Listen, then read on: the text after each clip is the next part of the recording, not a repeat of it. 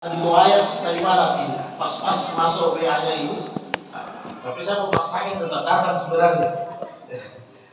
Jadi kalau kita lihat halal bihalal ini dalam kamus besar, baik kamus Arab modern maupun klasik, sebenarnya tidak ada. Iya, tidak ada. Tapi kalau kita lihat dari beberapa aspek, maka para ulama menerjemahkan kepada kita sekalian. Misalnya kalau dari sisi aspek fikih itu halal lawannya kan haram, berarti kita cari yang baik. Kemudian kalau kita lihat aspek dari sudut pandang Quran, biasanya dalam Al-Quran ada ayat halalan tayyibah, halal dan tayyib, maka kita mencari yang tayyib. Itulah Quran. Kemudian kalau secara logah bahasa juga boleh kita ambil dari halal, ya halu halala, bisa kita ambil. Yang artinya itu apa, kayak benang kusut, terurai, yang putus. Sehingga para ulama mengatakan kalau kita buat pertemuan majelis halal bihalal itu menyambung yang putus, memperbaiki yang kusut. Itulah kira-kira maknanya.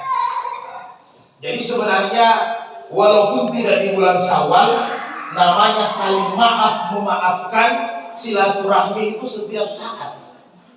Jadi tidak harus di bulan Syawal, hanya biasanya momennya kita ambil. Kenapa di bulan Syawal? Karena biasanya di bulan Ramadan kita sudah bersih dosa dengan Allah. Kita sudah bersih dosa dengan Allah di bulan Ramadan.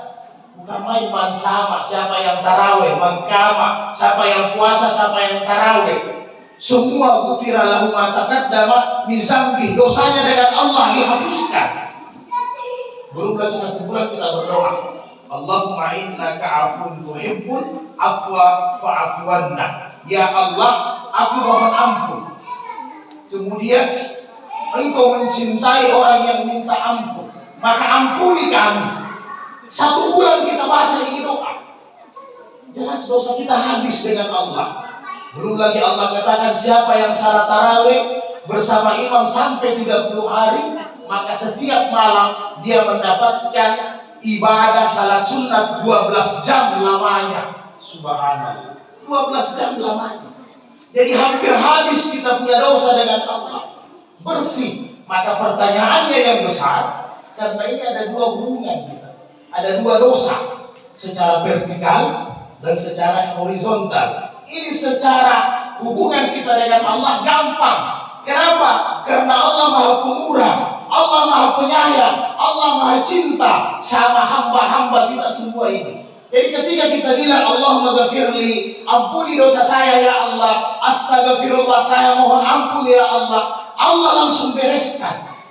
Apalagi di bulan Ramadan penuh berkah. Pertanyaan besarnya adalah apakah dosa-dosa sesama manusia beres atau tidak? Ini yang masalah besar. Ini yang masalah besar. Karena apa? Di hari kemudian dalam hadis-hadis sahih ada orang 1 langkah lagi masuk surga kakinya.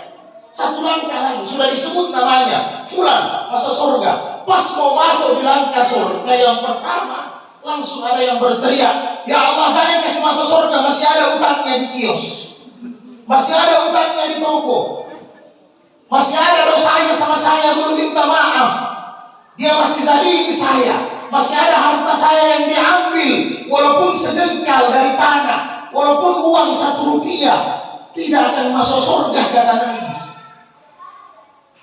Dan ini memang susah, ini dosa-dosa sama orang setengah mati. Makanya kalau mau meninggal, jangan sampai berbuat kesalahan sesama manusia.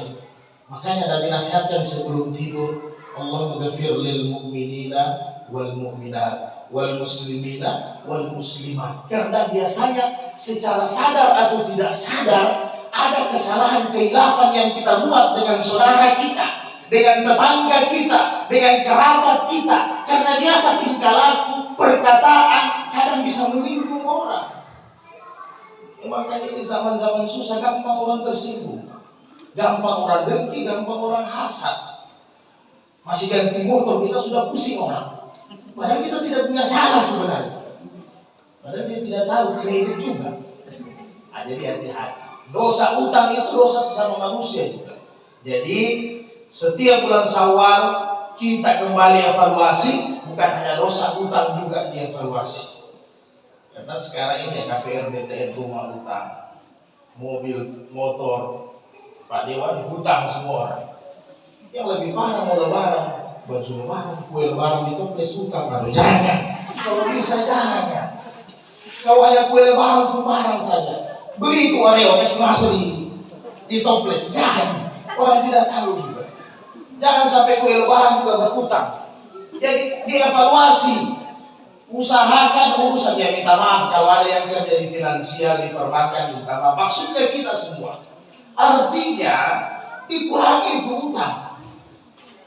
Karena sekarang ini luar biasa. Sebelum selesai utang di bank, kalau lagi 1 tahun, bank itu datang kasih souvenir, baru kasih bapak, masih boleh diperpanjang ini. Apalagi ASN, perpanjang lagi, akhirnya masih ada utang. Hati-hati. Jadi kemudian bapak dan ibu tidak lama, kita ngomong sedikit saja. Karena dosa sesama manusia ini luar biasa. Jadi Nabi pernah sahabatnya, bahkan anak mantunya Ali bin Abi Thalib, itu hanya mengambil baju besi. Dulu itu baju besi berharga, karena memang zamannya zaman perang waktu itu. Kalau sekarang ya bisa jadi sesuatu yang berharga dari agama orang Yahudi. Ringkas cerita dengan hadis yang panjang, Rasul tidak benarkan tindakan Ali bin Abi Thalib, walaupun anak mantunya sendiri, walaupun sesama Islam sendiri. Tetapi kalau menzalimi manusia, itu tindakan itu salah, tidak boleh.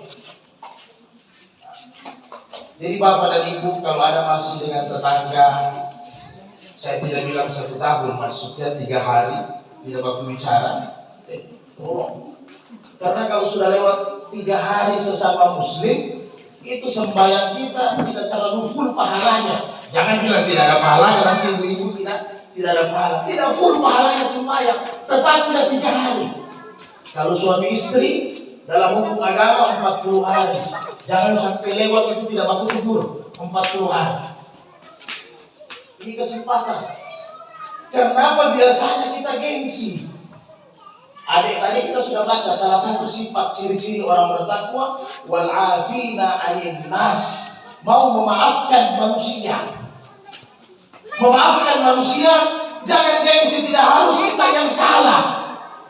Yang sempurna kata Nabi dalam hadis-hadis sahih, siapa yang tidak punya kesalahan dengan saudaranya, tapi dia sampaikan sama saudaranya, wahai saudaraku, maafkan kesalahan dan keilafanku apabila ada salah kepada engkau. Ini yang harus kita sampaikan. Ini pentingnya bulan Syawal selama 1 bulan. Syawal itu artinya kemenangan. Syawal itu artinya peningkatan. Syawal itu artinya kegembiraan.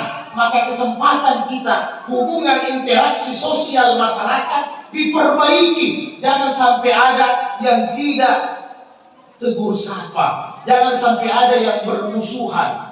Karena sekarang ini jangankan bilang ini mau halal bihalal, jangankan bilang jabatan, masih ketemu muka saja sudah ada muka 45, ada muka kuburan. Ini masih ketemu. Padahal kata Nabi, kau senyum saya sama saudaramu sudah pahala. Belum lagi jabatannya, tidak main-main itu jabatannya. Nabi sampaikan dalam hadis-hadis sahih, Ma'min muslimaini, tidaklah seorang laki-laki dengan laki-laki orang muslim, perempuan dengan perempuan orang muslim, yaltaqiyani, mereka bertemu, mereka berpapasan, fasaya fahani, kemudian mereka berjabat tangan. Apa? Ghufira lahuma, maka dosa-dosa mereka dihapuskan oleh Allah. Gablai yatafarraka, sebelum mereka berpisah. Bayangkan ibu-ibu, hanya senyum jabatannya, dosa-dosa kita habis. Dan dalam hadis sahih yang lain Nabi jelaskan, siapa yang ketemu dengan saudaranya, langsung dia pegang tangan saudaranya. Dia pertama kali memegang tangan saudaranya. kemudian dia jabat tangan, dia mengatakan maafkan atas dosaku, maka Allah tambah dia, Allah pandang orang itu dengan pandangan rahmat nanti di hari kemudian. Nah, ini luar biasa. Hanya jabat tangan ini. Ini ada sudah senyum tidak, apalagi jabat tangan. Kayak dia yang paling bersih.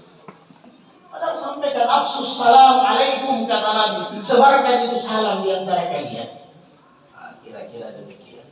Jadi Bapak dan Ibu sekalian, mudah-mudahan Allah bersihkan dosa kita dengan Allah, Allah bersihkan dosa-dosa kita sesama kita semua. Itu yang paling utama. Belum lagi kedatangan kita ini tidak main-main.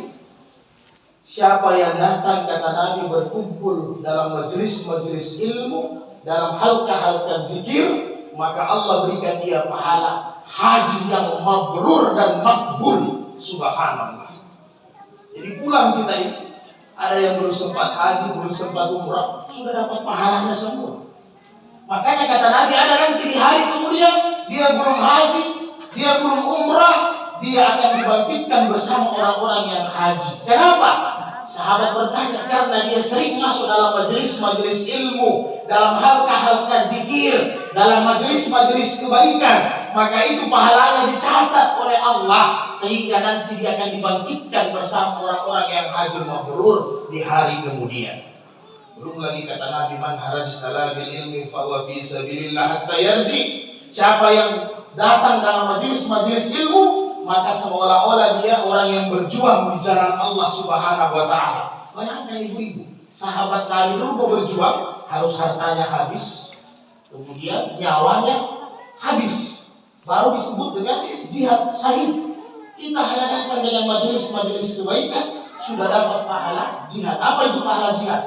Malam dia beribadah terus, siang hari dia berpuasa terus. Itu pahala jihad. Seolah-olah dia beribadah 24 jam kepada Allah Subhanahu wa taala. Demikian kira-kira yang bisa